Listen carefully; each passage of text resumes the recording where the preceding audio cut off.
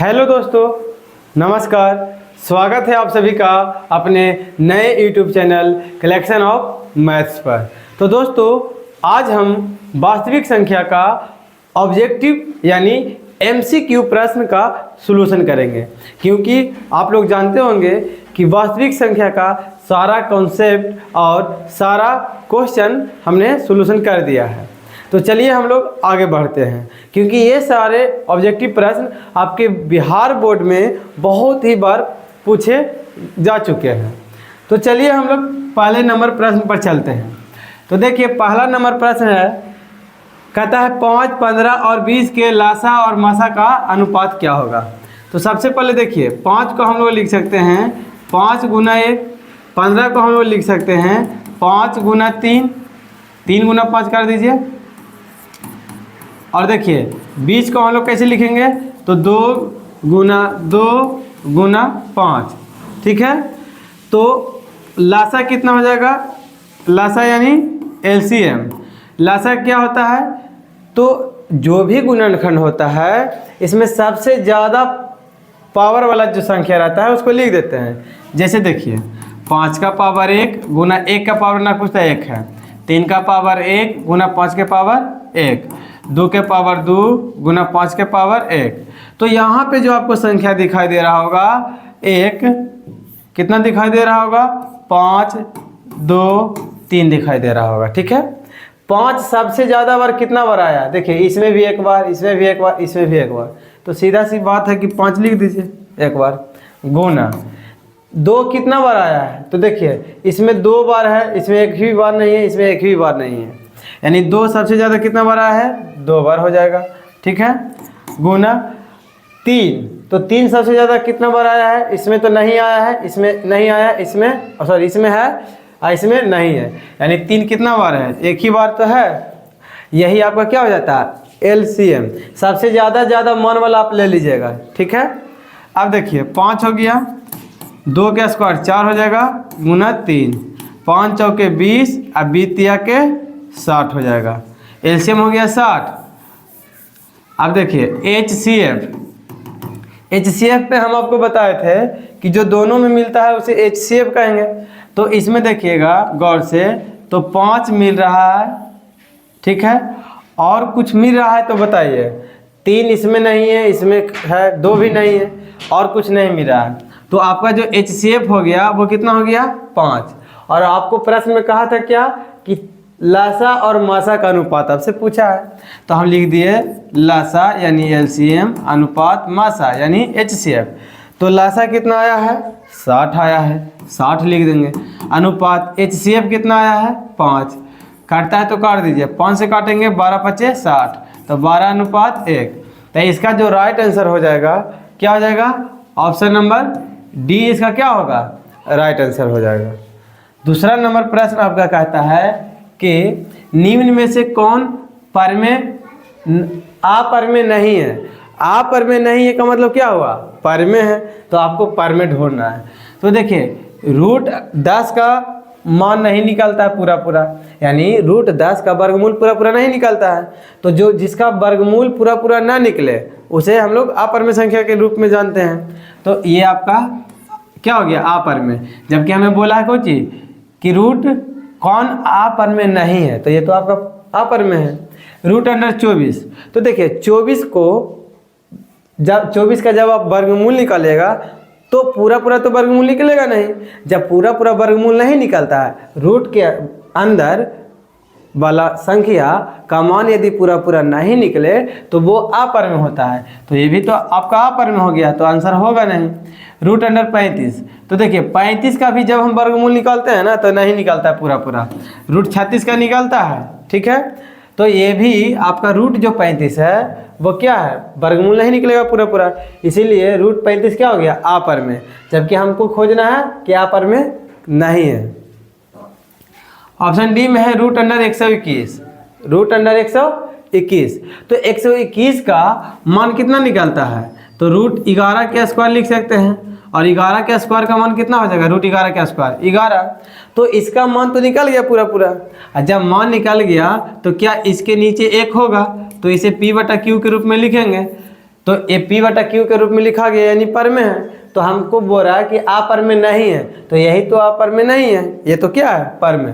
तो आपका right answer क्या हो जाएगा, ऑप्शन नंबर डी हो जाएगा। ठीक है, नेक्स्ट आपका प्रश्न है कि दो संख्याओं a और 18 का लासा दिया है, लासा यानी LCM 36 तथा मासा यानी HCF 2, तो a का मान ज्ञात करें। तो सबसे पहले देखिए यहाँ पे एक संख्या a है, यहाँ पे जो आपका पहली संख्या है, पहली संख्या बराबर a है, दूसरी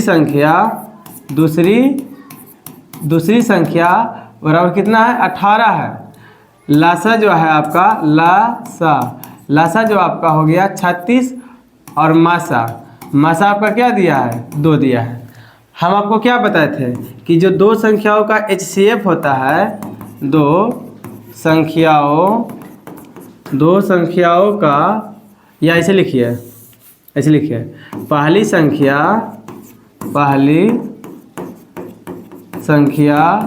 गुना दूसरी संख्या, पहली संख्या गुना दूसरी संख्या बराबर क्या होता है, तो लासा गुना क्या होता है मासा। हम आपको कॉन्सेप्ट वाले वीडियो में बताए हैं, जा करके जरूर देखिएगा। तो पहली संख्या आपका दिया गया है a गुना दूसरी संख्या आपका दिया गया है 18 बराबर लासा आपका दिया गया है 36 और मासा आपका दिया गया है 2। काट लीजिए, 18 दूनी के 36, तो a बराबर कितना हो गया, 2 में 2 से गुना करेंगे तो 4, तो a का मान आपका क्या हो जाएगा 4। तो आपका जो आंसर होगा ऑप्शन नंबर डी राइट हो जाएगा। देखिए चौथा नंबर प्रश्न है आपका कि यदि P और Q दो अभाज्य संख्याएं हैं तो उनका मासा क्या होगा। ठीक है, सबसे पहले देखिए अभाज्य संख्या क्या होता है, वैसी संख्या जिसका गुणनखंड एक और स्वयं के अलावा किसी और से नहीं करता है, या हम ऐसे कहें कि हम अभाज्य संख्या उसको कहते हैं जो एक और स्वयं के अलावा किसी और संख्या से विभाजित नहीं होता है। जैसे मान लिया जाए 5 आपका अभाज्य संख्या है, 7 आपका अभाज्य संख्या है, फिर आपका कितना तो 13 आपका अभाज्य संख्या है। तो क्या 5 को हम लोग लिख सकते हैं 5 गुना 1, 7 को हम लोग लिख सकते हैं 7 गुना 1, और तो इसे कोई विभाजित करेगा नहीं। तो जब इसे कोई विभाजित नहीं करेगा तो यहाँ पे देखिए दोनों में कॉमन क्या मिला है 1, तो इस प्रकार से इसका HCF कितना हो गया, HCF आपका कितना हो जाएगा यहाँ पे 1। उसी प्रकार से P अभाज्य संख्या है, तो अभाज्य संख्या को कोई ना कोई एक तो काटेगा। Q अभाज्य संख्या है तो Q को Q गुना 1 यानी 1 तो इसे काटेगा, तो जो दोनों में मिलता है उसी को तो हम लोग क्या कहते हैं HCF। तो HCF बराबर कितना हो जाएगा, तो HCF बराबर आपका हो जाएगा 1। तो इसका राइट आंसर क्या हो जाएगा, ऑप्शन नंबर डी आपका क्या हो जाएगा, राइट आंसर हो जाएगा। देखिए चौथा नंबर प्रश्न कहता है कि सबसे छोटी अभाज्य और सबसे छोटी भाज्य संख्या का गुणनफल क्या होगा। तो हम आपको बता चुके हैं कॉन्सेप्ट वाले वीडियो में, जरूर देखिएगा। ठीक है, सबसे छोटी अभाज्य संख्या, तो जब सबसे छोटी अभाज्य संख्या जो होता है, सबसे छोटी अभाज्य संख्या आपका कितना होता है 2 होता है। अभाज्य संख्या प्रारंभ कितना से होता है 2, और 2 के बारे में बताए थे कि यह प्रथम सम अभाज्य संख्या या इकलौता सम अभाज्य संख्या। ठीक है, तो सबसे छोटी अभाज्य क्या हो जाएगा 2, सबसे छोटी भाज्य संख्या क्या हो जाएगा, तो सबसे छोटी भाज्य संख्या जो आपका हो जाएगा, भाज्य आपका क्या हो जाता है 4 हो जाता है। क्योंकि देखिए एक तो कोई संख्या नहीं, ना तो सम ना तो ना तो भाज्य ना तो अभाज्य। 2 के बारे में बताया तो 2 1 से काटता है और 2 से काटता है, तो इसीलिए क्या हो गया सबसे छोटी अभाज्य। तो 3 आपका भाज्य हो गया, लेकिन 4 आपका क्या हो जाता है भाज्य संख्या हो जाता है। ठीक है, तो सबसे छोटी भाज्य हो गया 4 का गुणनफल पूछा है, तो 2 में 4 से गुना कर दीजिए, तो आपका जो आंसर हो जाएगा 2 चौके 8, यानी ऑप्शन नंबर क्या हो जाएगा सी राइट आंसर हो जाएगा। छठा नंबर प्रश्न है कि निम्न में से कौन सी अभाज्य संख्या है, निम्न में से कौन सी अभाज्य संख्या है। तो अभाज्य संख्या देखिए जो एक और स्वयं के अलावा किसी और से नहीं करता है। तो देखिए 29 को कौन कौन काट सकता है, 1 और 29, एक और स्वयं के अलावा किसी और से काट रहा है नहीं, तो ये क्या हो गया, अभाज्य संख्या। 25 के देखिए 1 से काट रहा है, 25 से काट रहा है और 5 से काट रहा है। तो 1 और स्वयं के अलावा किसी और संख्या से काटता है कोई, तो उसे क्या कहते हैं, भाज्य संख्या। तो हमें पूछा क्या, अभाज्य संख्या है, सॉरी, तो देखिए हम यहाँ पे गलती कर दिए, कह रहा था कि कौन सी अभाज्य संख्या है। तो अभाज्य संख्या क्या होता है, जो 1 और स्वयं के अलावा किसी और से नहीं कटे, नहीं कटे, ठीक है। तो 1 और स्वयं के अलावा किसी और से कट रहा है, नहीं, तो नहीं कट रहा है, तो यही आपका क्या हो गया, अभाज्य संख्या। जबकि देखिए ये 1 से काट रहा है, 25 से काट रहा है, 5 से काट रहा है। जब 1 और स्वयं के अलावा किसी और से कट जाता है तो उसे हम लोग क्या कहते हैं, भाज्य संख्या कहते हैं, ठीक है। तो ये तो आपका आंसर होगा नहीं। 16 1 से कटेगा, 16 से कटेगा, 2 से कटेगा, 4 से कटेगा और 8 से कटेगा। तो इतना सारा संख्या से काट रहा है, और जो 1 और स्वयं के अलावा किसी और से कट जाता है वो आपका क्या होता है, भाज्य संख्या। तो ये तो आंसर होगा नहीं आपका। 15 1 से कटेगा, 15 से कटेगा, 3 से कटेगा और 5 से कटेगा। तो 1 और स्वयं के अलावा किसी और से कट रहा है तो वो क्या होता है, भाज्य संख्या। जबकि हमको यहाँ पे चुनना क्या है, अभाज्य संख्या। तो अभाज्य संख्या आपका क्या हो गया, ऑप्शन नंबर ए। अब देखिए कहता है 7वां नंबर प्रश्न कि 3.27 के रेकरिंग क्या है। तो सिंपल सी बात है कि इसे हम लोग P/Q के रूप में लिख सकते हैं। कैसे लिखेंगे, तो जितना रहेगा उसको उतार देना है, -3 कर दिए बटा जितना अंक पर रेकरिंग रहेगा उतना के बटा में 9 लिखेंगे। 9 लिख दिए। ये घटाए क्यों, कि दशमलव के इधर वाला जिस पर रेकरिंग नहीं रहता है उसको घटा दिया जाता है, ठीक है। तो यहाँ हो जाएगा 324/99, और ये किसके रूप में है, तो P/Q के रूप में है कि नहीं। जब P/Q के रूप में किसी संख्या को लिख सकते हैं तो वो आपका क्या कहलाता है, परमेय संख्या। तो आपका राइट आंसर क्या हो जाएगा, ऑप्शन नंबर बी। देखिए कहता है कि किसी पूर्णांक m के लिए सम संख्या का रूप क्या होगा। हम आपको बताए थे कि जो सम संख्या का रूप होता है, सम संख्या का जो रूप होता है वो 2m होता है। और आपसे विषम संख्या का जो रूप पूछेगा, विषम संख्या का जो रूप होगा वो क्या होता है, 2m + 1।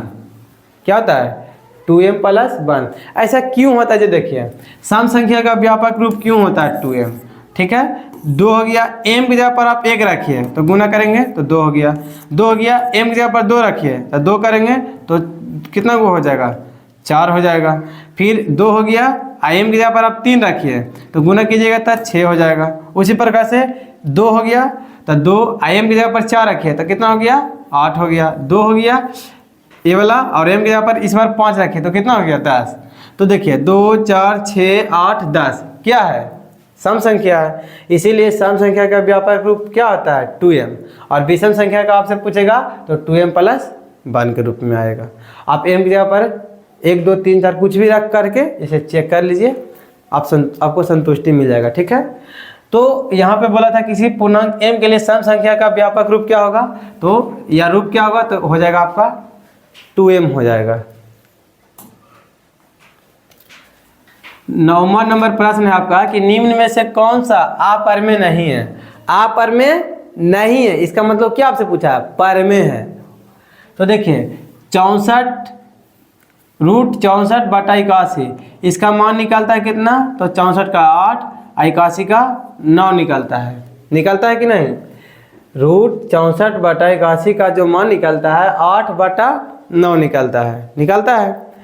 तो 8/9 आपका 8/9 को हम लोग P/Q के रूप में लिख सकते हैं कि नहीं, और P/Q के रूप में लिखेंगे तो ये आपका क्या हो गया, परमेय संख्या। तो कौन अपरमेय नहीं है, तो यही तो अपरमेय नहीं है, यानी आपका राइट आंसर क्या हो जाएगा, ऑप्शन नंबर ए। देखिए 2√3 का मान पूरा पूरा निकलता है नहीं, जब मान नहीं निकलता है तो √3 क्या हो गया, अपरमेय। और अपरमेय के साथ किसी परमेय संख्या का गुना हम क्या बताए थे, अपरमेय।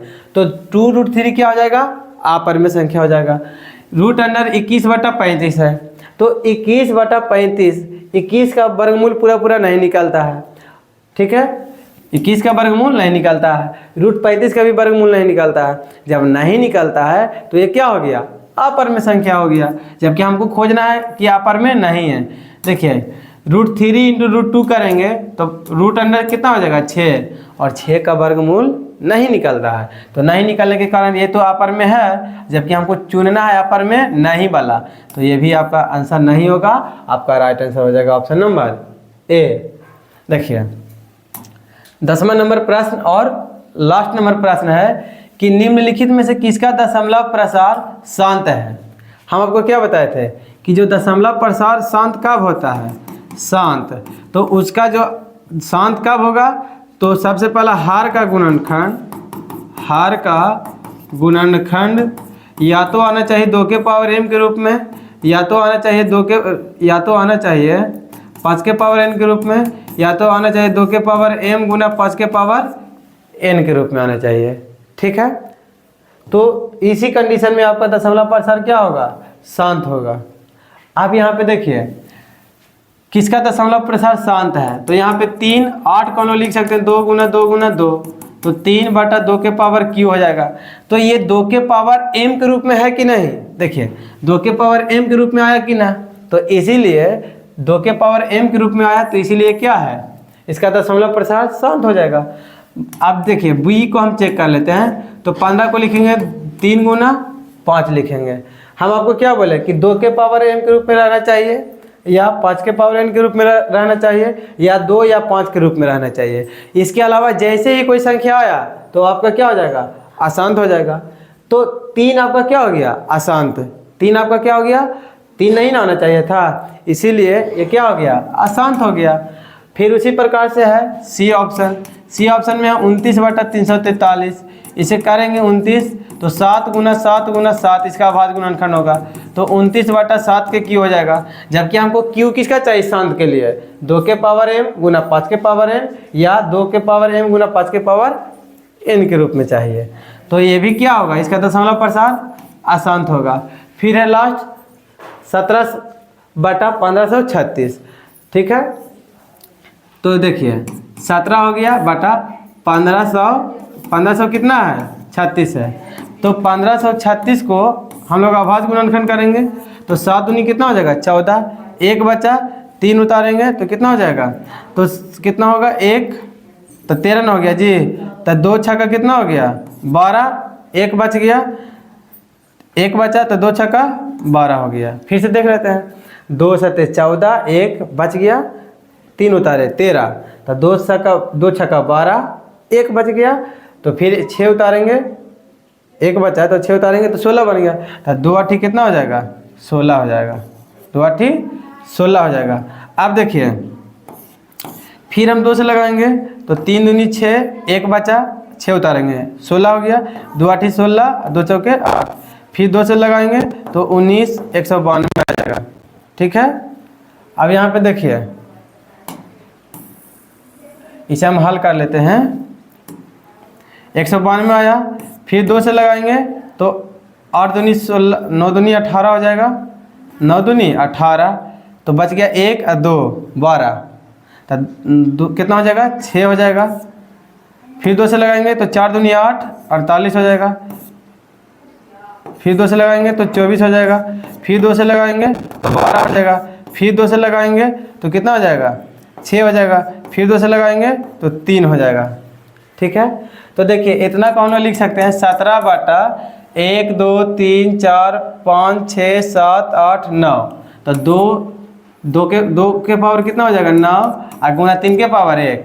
जबकि हमको 2 तो चाहिए, अकेले 2 रहता तो शांत हो जाता, अकेले 5 के रूप में रहता तो शांत हो जाता, 2 और 5 दोनों रहता फिर भी शांत होता। लेकिन जैसे ही 3 आया, 2 और 5 के अलावा कोई भी आ जाए उसको अशांत बना के रख देता है।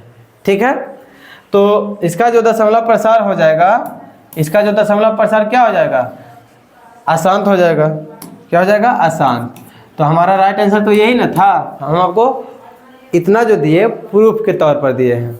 तो उम्मीद करते हैं दोस्तों कि आपको ये वीडियो अच्छा लगा होगा और अच्छे से समझ में भी आया होगा। यदि आप चाहते हैं कि मैथ की तैयारी 10th क्लास की करना हमारे साथ जुड़ करके, तो आप हमारे चैनल को ज़रूर सब्सक्राइब करें और ज़्यादा से ज़्यादा अपने दोस्तों के पास शेयर करने का प्रयास करें।